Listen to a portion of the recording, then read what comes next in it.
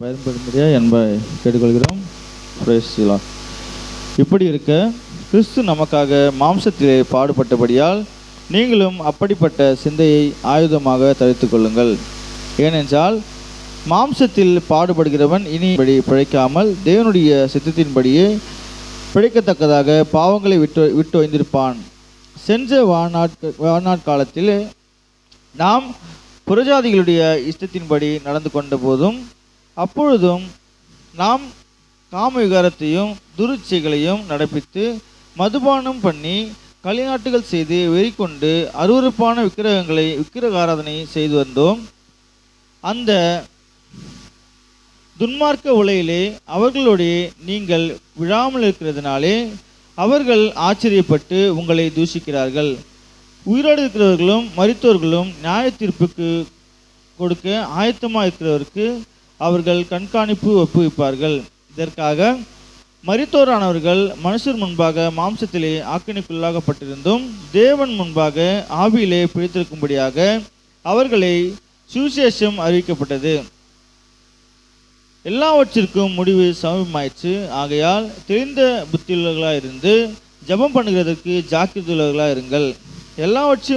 எல்லாவற்றிற்கும் மேலாக ஒருவரில் ஒருவர் ஊக்கமான அன்புள்ளவர்களாக இருங்கள்.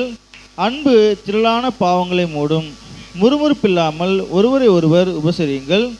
அவனவன் பெற்ற வரத்தின்படியே நீங்கள் தேவனுடைய பற்பல கிருபையுள்ள ஈவுகளை பகிர்ந்து கொடுக்கும்படி நல்ல உக்கிரானக்காரனைப் போல ஒருவருக்கொருவர் உதவி செய்யுங்கள். ஒருவன் போதித்தால் தேவனுடைய வாக்கியங்களின்படி போதிக்க கடவன்.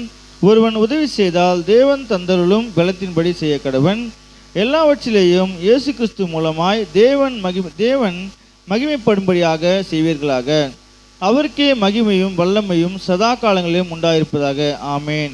பிரியமானவர்களே, உங்களை சோதிக்கும்படி நான் உங்கள் நடுவில் பற்றி எறிகிற அக்னியை குறித்து ஏதோ புதுமை என்று திகையாமல் கிறிஸ்துவின் மகிமை வெளிப்படும் போது நீங்கள் களி கூர்ந்து மகிழும்படியாக அவருடைய பாடுகளுக்கு நீங்கள் பங்காளிகளானதால் சந்தோஷப்படுங்கள்.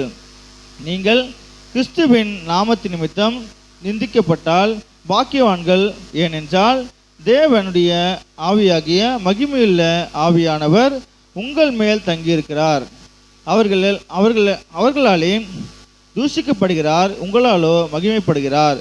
ஆதலால் உங்களில் ஒருவனும் கொலைபாதகனாயாவது திருடனாயாவது பொல்லாங்கு செய்தவனாயாவது அந்நிய காரியங்களில் தலையிட்டு கொண்டவனாயாவது பாடுபடுகிறவனாயாவது இருக்கக்கூடாது. ஒருவன் கிறிஸ்துவனாய் இருப்பதனால் பாடுபட்டால் வெட்கப்படாமல் இருந்து அது நிமித்தம் தேவனை மகிமைப்படுத்த கடவன். நியாய தீர்ப்பு தேவனுடைய வீட்டிலே துவங்கும் காலமாக இருக்கிறது. முந்தி நம்மிடத்திலே அது துவக்கினால் தேவனுடைய சுவிசேஷத்திற்கு கீழ்ப்படியாதவர்களின் முடிவு என்னமாயிருக்கும்? நீதிமானே ரட்சிக்கப்படுவது அரிதானால் பக்தியில்லாதவனோ பாவியும் எங்கே நிற்பான்? ஆகையால் தேவனுடைய சித்தத்தின்படி பாட அனுபவிக்கிறவர்கள் நன்மை செய்கிறவர்களாய் தங்கள் ஆத்துமாக்களை உண்மையுள்ள சிருஷ்டிகர்த்தாவாகிய அவருக்கு ஒப்பு கொடுக்க கடவர்கள். இப்படி இருக்க எவன் அபாத்திரமாய் கர்த்தருடைய சரீரத்தையும் அப்பத்தையும் குறித்து குற்றமுள்ளனாய் இருப்பான்.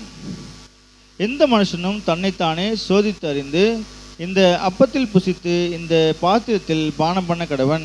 என்னத்தினால் எனில் அபாத்திரமாய் போஜனம் பானம் பண்ணுகிறவன் கர்த்தருடைய சரீரம் இன்னதென்று நிதானித்து அறியாததினால் தனக்கு ஆக்கினை தீர்ப்பு வரும்படி போஜனம் பானம் பண்ணுகிறான்.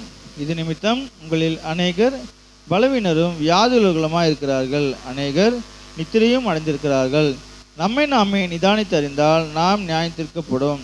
நாம் நியாயம் தீர்க்கப்படும் போது உலகத்தோடு ஆக்கினைக்குள்ளாக தீர்க்கப்படாதபடிக்கு கர்த்தராலே சிட்சிக்கப்படுகிறோம். ஆமேன்.